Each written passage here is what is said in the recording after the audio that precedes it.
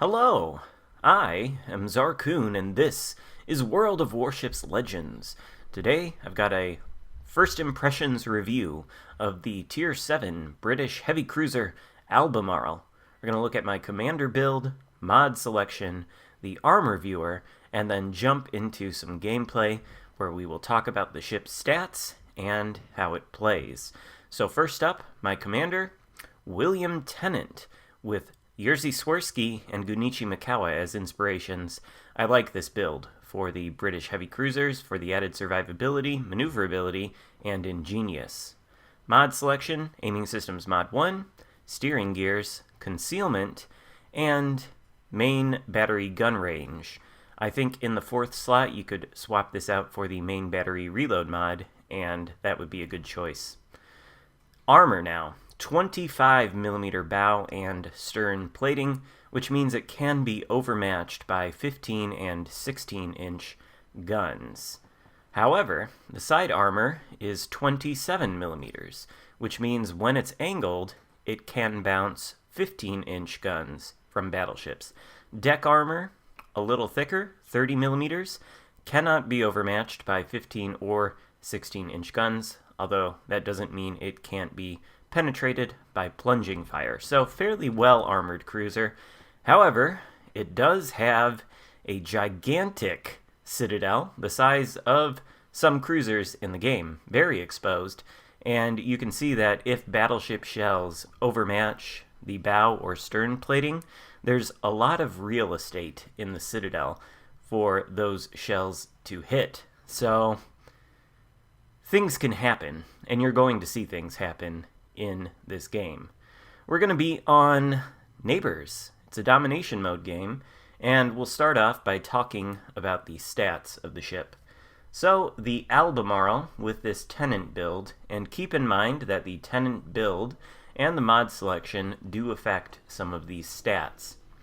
43,800 hit points, which is quite a lot for a Tier 7 heavy cruiser. It's a little bit less than Hipper, and a little bit more than Amalfi. Albemarle also has 19% torpedo damage reduction, which is among the best for cruisers at the tier.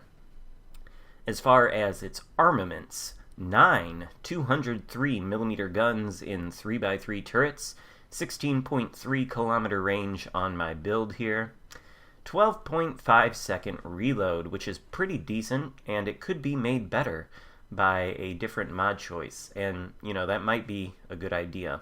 16.7 second turret traverse, of course ingenious is influencing that, and it's not terribly quick, but it's also not horribly slow. 3,300 max HE shell damage, 17% fire chance, actually exactly the same HE characteristics as a Mogami, unmodified by the special Azerlane Atago commander. So, very powerful, very effective HE, much like that Japanese HE. 4,500 max AP shell damage, which is on the lower end of the spectrum for heavy cruisers. Actually, I think the only one that has lower alpha strike on the armor piercing is the Wichita. That doesn't mean the armor piercing is not effective, though, and you will see it in action against a cruiser in this game.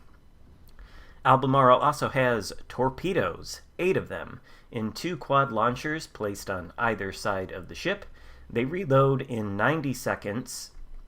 They do 15,533 max damage, which is pretty good, and pretty much on par with the light Tier 7 British cruiser Edinburgh. The torpedoes have a 10-kilometer range, and they go through the water at 62 knots. So pretty good range. You can actually stealth fire them with this concealment build that I have. It's not a big window, but it can be done, and the 62 knot speed feels quick enough. As far as the speed of the ship and maneuverability characteristics, 34.7 knot top speed on this build. That's a good speed for a cruiser at this tier. It's nearly as fast as the Mogami and Atago, which I think go at 35 or 35 point something knots, but of course it pales in comparison to the super fast Amalfi, which has a top speed that is potentially several knots higher. 720-meter turning circle on the Albemarle, which is one of the larger turning circles for a cruiser at the tier, and then a 7.6-second rudder shift time, which is fairly average, not great, not terrible. And then finally, the best stat on this ship, of course influenced by the concealment mod, Mikawa, and Swirsky. 9.4 kilometer detectability by sea. One of the stealthiest cruisers at this tier. In fact, I think the only one that could probably be stealthier with a concealment build is the Amalfi. So, what do I think of this ship? How does it play?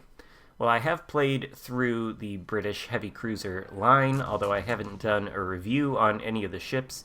I meant to, it's just, things happen. And I do like the line, although I don't think it's the best cruiser line in the game. It can be fun, and the Albemarle is what you would expect at the pinnacle of the line. I would say it doesn't quite play like the Japanese cruisers, but that's the best analog I think I can come up with. It does better at longer to medium ranges when it's behind the front lines of battle, and it can be quite effective at kiting, especially kiting battleships with 15-inch guns because of that 27mm side armor, which, when it's properly angled, can bounce those shells. You can see the damage output, or you will see the damage output, is fairly great. And excuse the lag spike there. I don't know about you guys, but over the past week or so, I've been experiencing an egregious amount of lag. And I've always experienced some amount of lag in this game, but it's been really bad for the past couple of weeks. I don't know if you guys have noticed the same thing. Maybe it's just me. Let me know in the comments. Also, when I was playing this game through this session, I got kicked out of the lobby. I lost connection like 3 or 4 times, which was very irritating. Maybe something going on with the servers, I don't know. I do hope they fix that. In any case, we're about to secure this alpha cap, and we see a Leon out here who seems to be suffering from the same connection problems as me. I didn't quite know if he was AFK when I took that particular shot, but I notice his guns are not moving. He is completely stationary. He's obviously AFK. Now, you wouldn't be advised in most circumstances to shoot at an AFK ship because they are not influencing the battle. However, under these circumstances, you'll notice my team is down on ships. It is 5 versus 7, and even though we do hold the majority of caps, we're down by nearly 200 points. So sinking this Leon would be good for our chances at winning the game, and that's what I'm going to do as I pursue these 2 enemy ships who are not AFK that have made a beeline for the southeastern corner of the map, the Gneisenau, and that heavy cruiser, I think it's a Mogami. So now that I've got some fires burning successfully on the Leon, I'm going to begin firing at the non-AFK ships. And these torpedoes, of course, since they're British, they can be fired in the tube-by-tube sequence, which means if one of them hits the target, all of them are going to hit. And since that Leon is stationary, all of them are going to hit and hopefully take him out. And you can see the kind of damage output you can expect from these guns with their pretty excellent fire chance. In the best of circumstances, obviously that Leon is AFK and not moving, but the damage that these guns can pump out with their pretty good alpha strike and their good fire chance, it adds up. So the longer the ship can stay alive, like most heavy cruisers in a game, the more effective it can be, the more dangerous it is. And there you see the armor piercing ripping through the Mogami's citadel as our torpedoes take out the Leon. And, I did say a little bit earlier in this video that I guess the best analog to these British heavy cruisers might be these Japanese heavy cruisers like the Mogami and Miyoko. Really, the biggest difference is the better placement of the turrets. You can see how much broadside the Mogami is giving us to get all of his guns on target, and I think he has one extra gun than we do, 10 to our 9. But since our turrets are more efficiently placed on the ship, we don't have to give quite as much broadside to effectively destroy him. He has turned away now after he tried and failed to launch the torpedoes, and our teammates are able to take him out. You can see the Gneisenau is shooting at us too, and we are angled against him.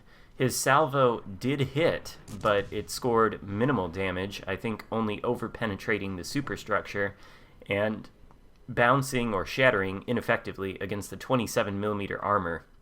So, against battleships with 15-inch guns, this is a fairly tanky cruiser. Obviously, if they know where to shoot, they can overmatch your bow or stern and get damage that way, but if you can bait their shells into your side armor, there's a good chance that they're going to bounce. But there is a caveat to that, and you will see that caveat play out in stark relief at the end of this game. Now, it's just these 3 battleships versus me, another cruiser, and a destroyer.